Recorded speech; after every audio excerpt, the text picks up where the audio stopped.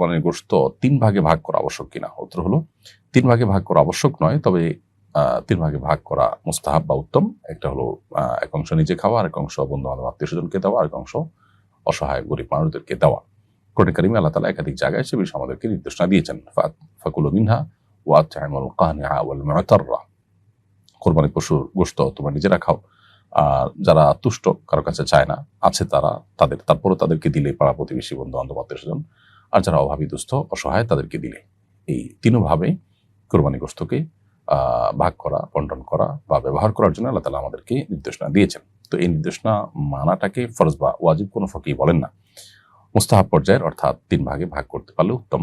কিন্তু হুবহু ভাগ করা বা আপনার 3 ভাগই আবশ্যিকভাবে করা এটা জরুরি না।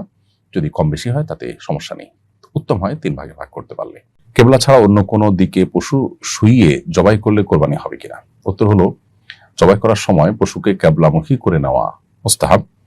তবে জবাইকারী ব্যক্তি কিংবা পশু উভয়ে কেবলামুখী হওয়া মুস্তাহাব হলেও অন্য কোনো দিকে ফিরেও যদি জবাই করা হয় তাতে বিশুদ্ধ হয়ে যাবে এবং কোরবানি হয়ে যাবে।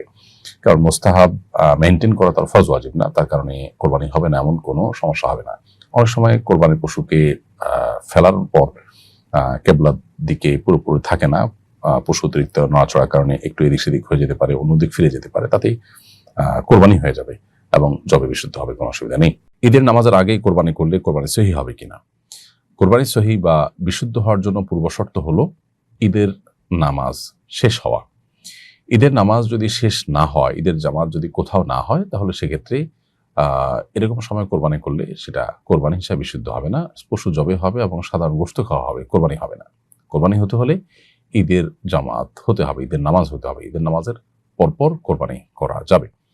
অতএব আপনি যে এলাকাতে কোরবানি করছেন, হয়তো এই এলাকাতে ঈদের নামাজের এখনো সময় হলো না বা পড়া হলো না, অন্য কোথাও ঈদের নামাজ হয়েছে, আপনি সেখানে পড়েছেন বা ঈদের জামাত হয়েছে, তারপরে কোরবানি করলে সেটি বিশুদ্ধ হবে। অর্থাৎ কোরবানিটা ঈদের জামাতের পরে হলেই হলো, কোথাও ঈদের নামাজই হয়নি বা তার আগেই কোরবানি হয়ে গেল ফজরের পর বা ঈদের নামাজের আগে, তাহলে সেই কোরবানি বিশুদ্ধ হবে না। আমাদের এলাকায় গরু কোরবানির সময় ইমাম সাহেবের হাতে শরীকদের নামের তালিকা দেওয়া হয়, কোরবানির আগ মুহূর্তে তিনি তালিকা পড়ে নেন, এটা জরুরি কিনা? উত্তর হলো এটা জরুরি নয়, তবে তাদের নামগুলো উল্লেখ করে যদি বলা হয়, আল্লাহ আপনি অমুক অমুক অমুক, অমুকের ছেলে অমুক, অমুকের মেয়ে অমুক, এভাবে সবার নামগুলো উল্লেখ করে যদি বলা হয় যে তাদের সবার তরফ থেকে এই পশুটিকে আপনি কবুল করে নিন, কোরবানি হিসেবে এটা কবুল করে নিন, এরকম বলে যদি করা হয় সেটা উত্তম। কিন্তু এটা জরুরি না। কোনো কারণে যদি নামের তালিকা না পাঠ করা হয়, নাম না নেওয়া হয় মুখে, সবাই জানেন কারা কারা এখানে শরীক আছেন, শুধু কোরবানির উদ্দেশ্যে বিসমিল্লাহ আল্লাহু আকবার বলে যদি ছুরি চালানো হয়, তাতে সবার কোরবানি বিশুদ্ধ হয়ে যাবে। অনেকেই এই নাম জপাটাকে আবশ্যক মনে করেন, মূলত সেটা আবশ্যক নয়, তবে হ্যাঁ উত্তম সন্দেহাতীতভাবে। কোরবানি পশুর পেটে কোরবানির আগে বা পরে বাচ্চা পাওয়া গেলে বিধান কি? উত্তর হলো সে বাচ্চা জবাই করে দিতে পারেন, জবাই করে তার গোশত আপনি খেতে পারেন আপনার খেতে মন চাইলে, আর যদি রুচিতে না দেয় সেটা আপনি যা খুশি করতে পারেন, চাইলে আপনি ফেলে দিতে পারেন যদি না খেতে চান, আর জীবিত সাদাকাও করে দিতে পারেন যদি মনে হয় যে এত ছোট বাচ্চা গরুর বা ছাগলের সেটা আমরা জবাই করলে আসলে খেতে পারবো না বা আমাদের রুচিতে কুলাবে না বা খাওয়া হবে না, সেক্ষেত্রে আপনি যদি সাদাকা করতে চান সেটা সাদাকাও করে দিতে পারেন, ওই বাচ্চাটা কোনো গরিব দুঃখী অভাবী মানুষকে দান করে দিলেন, সেটাও করতে পারেন, তবে নিজে ভোগ করে রাখতে পারবেন না। কোরবানির পশুর পেটে যা কিছু আছে সেটাও হয় কোরবানি করবেন আর না হলে সাদাকা করে দিবেন জীবিত অবস্থাতে। কোরবানির গোশত রান্না করে বিতরণ করা উত্তম নাকি কাঁচা গোশত দান করা উত্তম? সন্দেহাতীতভাবে যদি আপনি রান্না করে বিতরণ করেন সেটা বেশি ভালো, কারণ সেখানে আপনার আরো কষ্ট এবং পরিশ্রম, অর্থ ইত্যাদি ব্যয় হয়, যার কারণে সেটা উত্তম। এই জন্য হাফিজ ইবনুল কাইয়িম রাহিমাহুল্লাহ আকিকার গোশত এটাকে রান্না করে খাওয়ানো উত্তম বলেছেন। কোরবানি গোশতের বিধানের ক্ষেত্রেও একই, রান্না করে খাওয়ানো উত্তম। তবে কাঁচা গোশত দিলে অনেক সময় দেখা যায় যে গরিব তার সুবিধা মতো রান্না করে খেতে পারেন, তো এটা আসলে অনেকটাই অবস্থার উপর নির্ভর করে। কোনো ব্যক্তিকে কাঁচা গোশত দিলে যদি তার উপকার বেশি হয় তাহলে তাকে কাঁচা গোশত দিবেন, আর কাউকে রান্না করা গোশত দিলে যদি তার উপকার বেশি হয়, যেমন একজন ব্যাচেলর তার রান্না করার ব্যবস্থা নেই, তাকে তাহলে রান্না করা গোশত দেওয়াটাই উত্তম হবে। অর্থাৎ পুরো বিষয়টা অবস্থার উপর ভ্যারি করে, কাউকে কাঁচা দিলে একটু বেশি দিবেন, রান্না করা দিলে হয়তো এতটা দিবেন না, তাহলে তার জন্য বেশি পাওয়াটা যদি অধিকতর উপযোগী হয় তাহলে সেক্ষেত্রে তার জন্য কাঁচা দেওয়া উত্তম। এটা নির্ভর করে পরিস্থিতির উপরে। জবাইকারী নিজে পারিশ্রমিক চেয়ে নিতে পারবেন কিনা।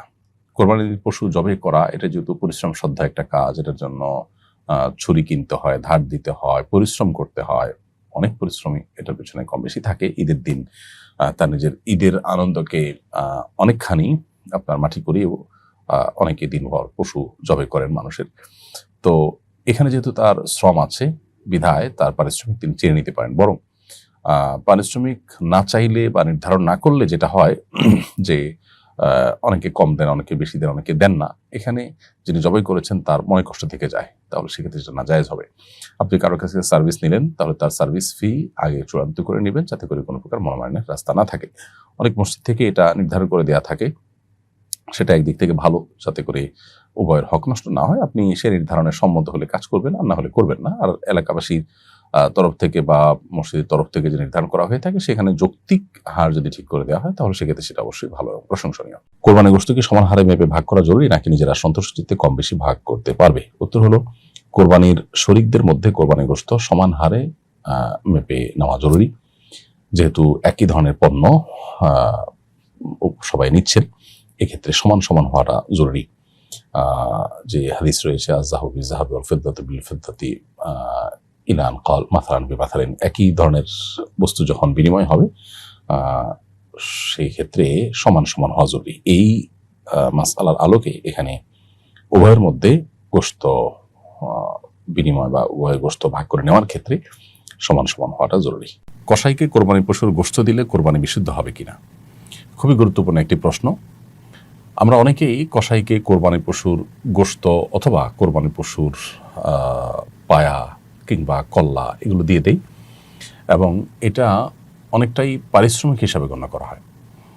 এটি সম্পূর্ণ নাজায়েজ হবে, এর কারণে কোরবানি বিশুদ্ধ হবে না। নবী করিম সাল্লাল্লাহু আলাইহি সাল্লাম আলী রাদিয়াল্লাহু তাআলা আনহুকে পরিষ্কারভাবে এবারে নিষেধ করেছেন যে কোরবানির পশুর কোনো কিছু যেন কোরবানির পশুর যিনি কসাই থাকেন বা যারা কসাই থাকেন তাদেরকে যেন না দেওয়া হয়। নবী সাল্লাল্লাহু আলাইহি ওয়াসাল্লাম নিষেধ করেছেন। কেন নিষেধ করেছেন? কারণ হলো কসাই যে তার কাজ করেন তার জন্য তিনি পারিশ্রমিক পাবেন। কোরবানির পশুর গোশত বা কোনো কিছু যদি দেওয়া হয় তাহলে এটা পারিশ্রমিক হিসাবে গণ্য হলে সেক্ষেত্রে আপনি কোরবানির গোশতটা কেমন যেন বিক্রি করলেন বা কোনো বিনিময়ের ভিত্তিতে কাউকে দিলেন, যেটা জায়েজ নয়। কোরবানির পশু নিজে খাবেন বা কাউকে দান করবেন, আপনি বিক্রি করতে পারেন না, বা কোনো বিনিময়ের ভিত্তিতে আপনি লেনদেন করতে পারেন না। সেই জায়গা থেকে এটি করা উচিত নয়। আমাদের দেশে বহু মানুষ আছেন যারা কোরবানি করার ক্ষেত্রে এই বিষয়টা খেয়াল করেন না।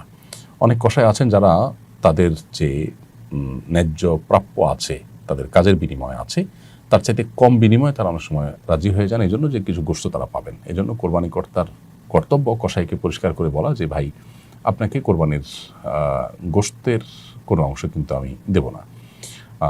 আপনি প্রতিবেশী হিসাবে অথবা গরিব মানুষ হলে, আত্মীয় স্বজন হলে, কিংবা আপনি একজন সাধারণ মানুষ হিসাবে আমি অন্য 10 জনকে যেরকম দিতাম সেই পরিমাণ আপনি পেতে পারেন, অতিরিক্ত আপনাকে কিন্তু আমি দেবো না।